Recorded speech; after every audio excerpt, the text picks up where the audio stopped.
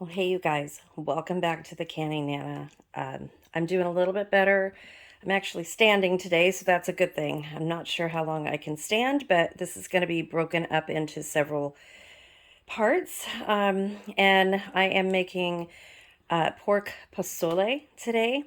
It is a rainy day. We've got this bomb cyclone on the West Coast here in California hitting us. I think the worst of it was last night. Everything was flooded.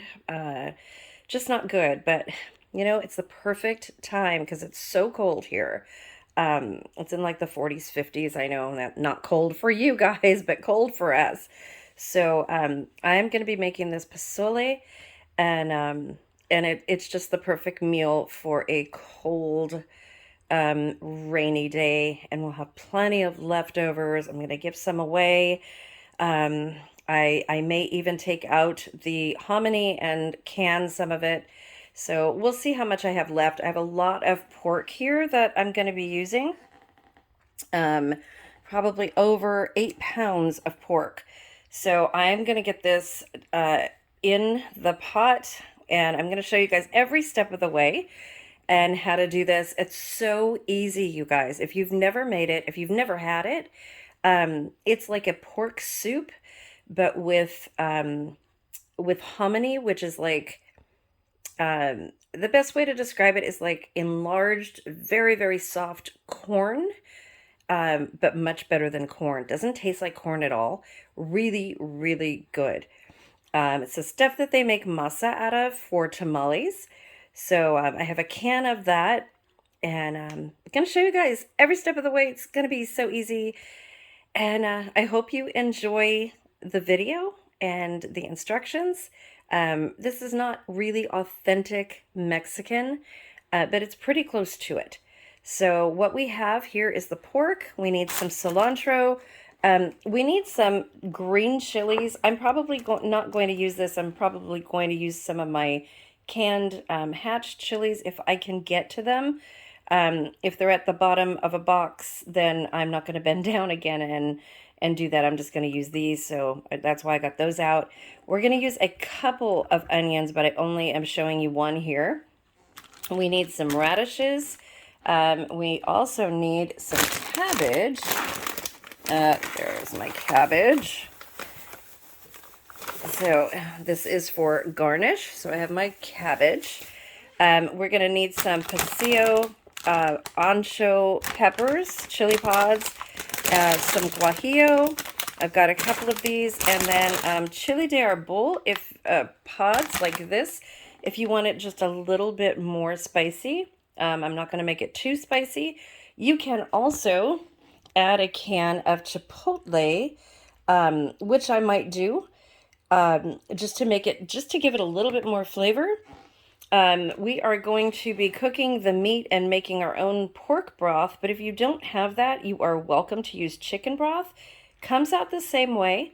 We're also going to be using some chicken bouillon, using our blender, and I know it sounds complicated, but it really isn't. And you can top it with sour cream, with avocado, with green onions, with some onions. I just like to keep it easy. We just top it with some cilantro, some onions, and cabbage, and then some radishes cut up really, really thin. You can also use lime. I will probably go out into the backyard and get some lime, and just squeeze a little bit of lime on the actual plate while I'm serving. So stay tuned. This is going to be an instructional video, and I think you're going to like what you see.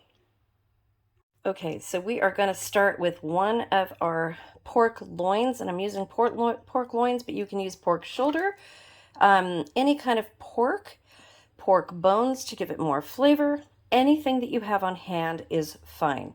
So I am going to start cutting this up into kind of bite-sized chunks, maybe a little bit bigger than bite-sized chunks, because I don't want this to cook and be really tough. I want it to be really tender, and we are going to saute it. Okay, I have my pan on medium, so it's heating up with some oil so that we can just brown the meat just a little bit. before we put it into our pan. This is the pan that I'm going to be using. I'm making a lot of it, and we're going to be eating this through the weekend. Okay, so I have salt and peppered the meat. I have put it in my hot pan, and I am just going to sear it until it's brown on all sides, and then I'm going to add it to the pot. So this just helps getting all the flavors out, and it's usually what you do with meat. The other day when I made my chili, I did not do that because I couldn't stand very long. But today I'm a little bit better. I don't know how long I'm going to be able to stand, but like I said, I'm going to take little breaks in between and hopefully get this done for you. So I've done this many times in the past, different ways. So each year I make this, and I always try to show you guys a different recipe, easy recipe, but a little bit different. So this one's going to be a little bit different too. If you don't want to chunk your pork, you can always cook it whole and then shred it. That's a really good way to do it too. Okay, so I'm going to get all of this browned, and then I'll be back. Okay, so I am getting all of my meat out as it browns. Here is the browned meat so far. So I will tell you guys, one thing I have learned since my back has been out, you can have all the food storage in the world, and we are pretty much set for over a year of food storage, really 2 years because there's only 2 of us now. But if you can't get up to make it, there's another problem that you have. So make sure that you have a food storage with easy enough food in it, canned food, dehydrated, freeze-dried food, something you can throw together very, very quickly, things in the freezer, in order to be able to eat if you're incapacitated for any amount of time, kind of like I have been. It's been a real eye-opener because I'll update you guys on my story and my back and everything soon in another video, but being not able to stand or walk for any amount of time incapacitates you. So if you have a food storage, that is terrific, but you have to have a way to make it. So just keep that in mind. Okay, so I am going to keep browning, and then I'll show you what we do next. So far my back is holding up. I'm in a lot of pain, but I can stand here. So I'm going to do this as long as I can. Okay, so here is my meat, and I'm going to show you this is what's left over, and I'm going to save this. So I don't want all those little bits and pieces in there, so I have this little setup right here with my jar where I'm going to strain it into my jar so I have nice, clean pork broth to use. I'm just going to show you this, then becomes this. And yes, it's going to have some fat in it. That's fine. I don't want all the little bits of the little pieces of meat and stuff. I want a nice clean broth. Okay, so this is what we're left in the pan, and this is what we're left in our jar. So like I said, I don't care if there's a little bit of fat in there. That's absolutely fine. I just want the juice. I'm going to squeeze the rest of this out and go from there. Okay, so now that we have our meat browned and set aside and our pork broth set aside, we are going to make the sauce. So first I have a half an onion cut up in quarters that I'm just going to add to the pot. We are going to use 20 ancho chilies. I think I have about 6 of the pasilla chilies and 3 chili de arbol. These are spicy, so it depends on how spicy you want your food to be. You don't have to use them if you don't want. You can also add a jalapeno, fresh pasilla, anything you want. Hatch chili peppers. Like I said, I had the can of chili, green chilies. You can also use these. I'm probably going to add those anyway into it, just to make it a little bit better. So what we have to do now is clean our chilies, our dried chilies, which is probably the hardest part. So because I am filming with one hand, I'm going to try to get my tripod out. what you want to do is you want to take all these little seeds out and the stem, and then they are ready to be softened and made into a sauce. So I'm just going to show you guys really quickly what I've done here. I've taken the stem off and I've taken all of the seeds out. Pretty easy. All you have to do is just shake a little bit, maybe squeeze here and there. These are not hard or crispy. These are very, very soft. And then we're just going to throw them into the pot. And I'm going to do that for all of these chilies, and then I'll be back. And of course, you can use a scissor to cut these and just get all the chilies out. Super, super easy. Use gloves if you're sensitive to chilies. I use contacts. I'm going to wash my hands really, really well after this. I'm not going to be going anywhere, so normally I use gloves because of my contacts. But do whatever works well for you. This really is the hardest part of the whole process. Okay, so I just want to make sure that I've got it right, that I'm telling you guys the right thing. I think I mentioned ancho chilies. Pasilla are pasilla ancho. These are guajillo. So we want 20 guajillo peppers in here. Okay, so all of my chilies are cleaned and put in the pot. Now I'm going to peel some garlic cloves, about 4 garlic cloves, and put them in the pot as well. Okay, I'm going to add the garlic to the pot. So you can use, if you don't have fresh garlic, you can use freeze-dried or dehydrated garlic, because what you're going to be doing next is adding water to cover this, just enough to cover the chilies, to soften them, bring them to a boil, as I'll show you. So if you're using dehydrated or freeze-dried, it's going to refresh when you refresh your peppers. Okay, and you just want to cover these with water. Oops. And then bring them to a boil. Okay, here is our peppers, all nice and soft with our garlic and our onion. So we're going to bring it over to the Blendtec, and we are going to make this into a nice sauce. I have put the pork into our pot already. So let's go over there and make some sauce.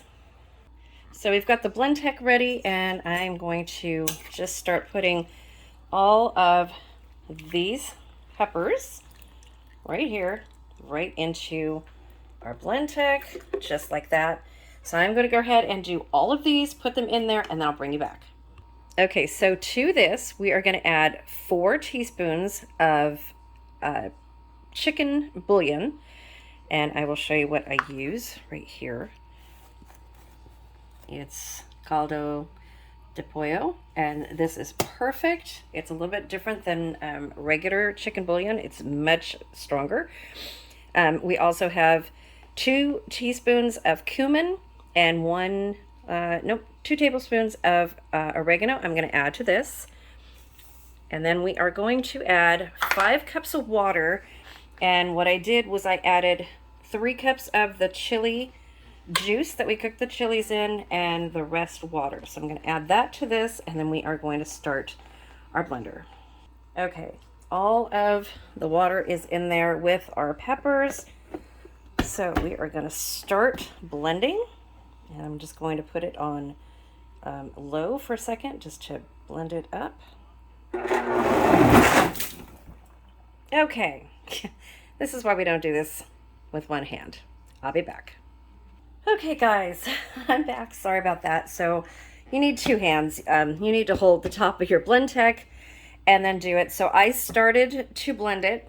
I'm going to continue to blend it. And if it's not as smooth as you want afterwards, you can certainly strain it to make it smoother. I'm probably not going to do that, but I'm going to blend it all the way and then show you what it looks like. Okay, so this is what it looks like when it's all done. You have a nice sauce, so that does not have to be strained or anything. It's nice and thick. So I'm going to go ahead and add this to our pork and get that going. And let me tell you, the flavor of this is so good. It's not too spicy. It's really, really good. Okay, you guys, so we have our sauce that we made, our pork, and we are going to pour this in here, just like that. And I'm going to add, about 2 cups of water to this. to clean out my Blendtec and to add a little bit more liquid to this. And the pork broth that I had is already added in there as well. Okay, so I have my heat on, my pozole sauce in here that we made, the pork, and I've added some water as well. So I'm just going to mix it all together. Now, I didn't add all of that pork. I only made one of the pork because it's just me and my husband. So, and we really didn't want to have any leftover. So we'll still have leftover with this after I add the hominy in. So we are now going to let this simmer. I'm going to bring it to a boil and let it simmer for about an hour and a half. It is now 2 o'clock. So this will be ready right about 5:30, something like that. And then I'm going to cover it partially. And it's going to be a really, really good meal. Nice and hearty meal. And I'm going to take you guys outside right now. I'm going to show you what I'm dealing with. It is freezing here. I know not to all of you guys will be freezing, but it is pouring. So we have pouring rain.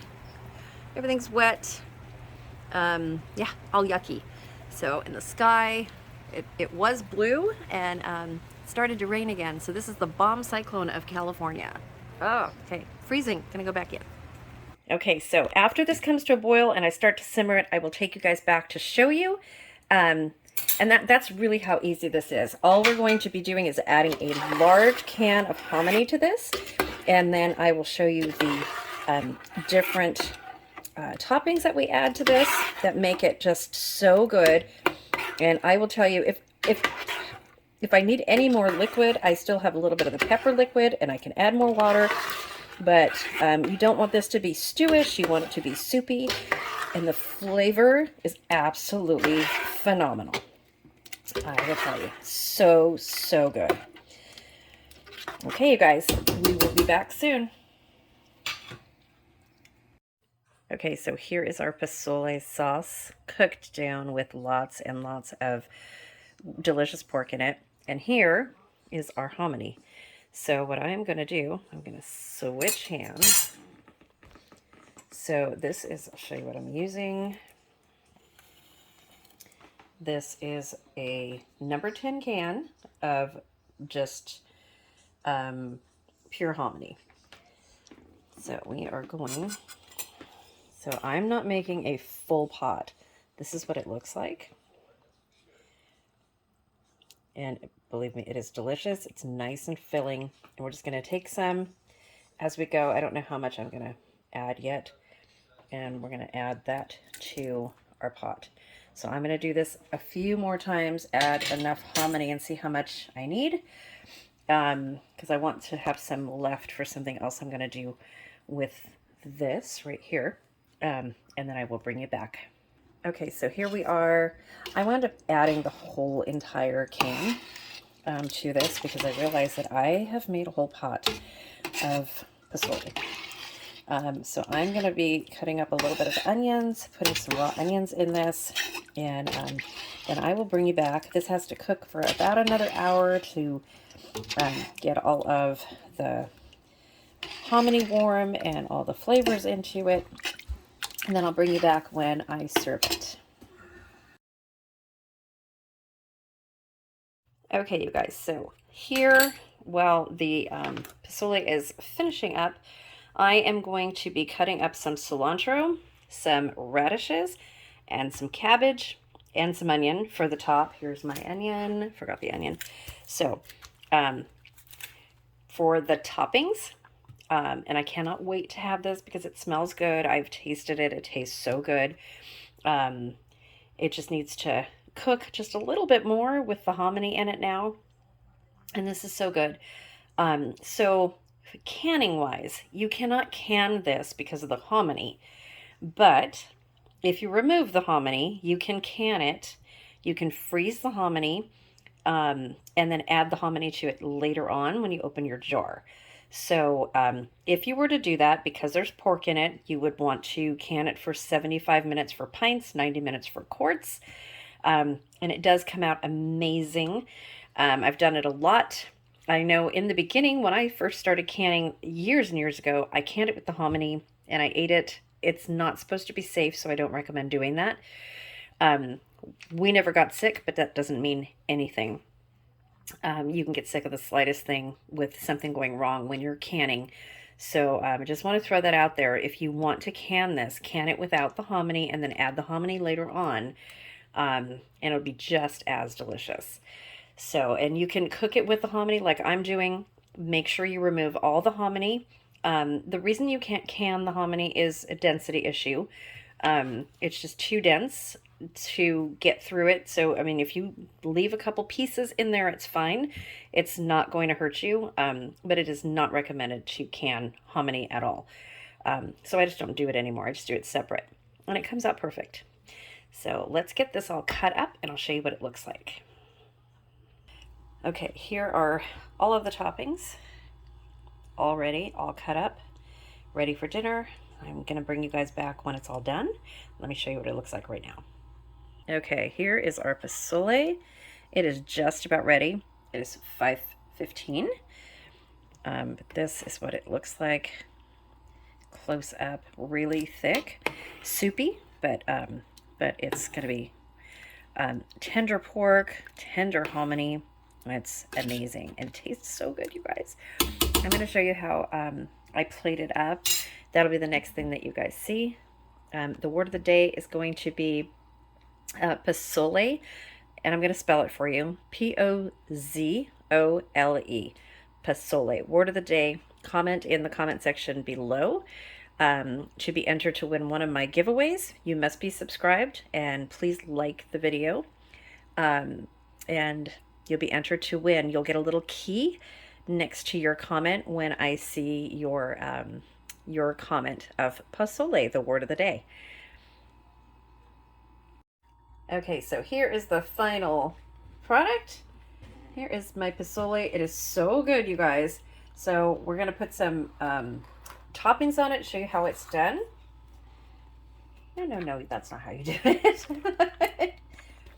Okay, so you put some onions on. I have a little help here tonight. And then we have some cabbage. Usually we just kind of grab a little bit out of the cup. Okay. And then we put some cilantro. And last but not least, some radishes.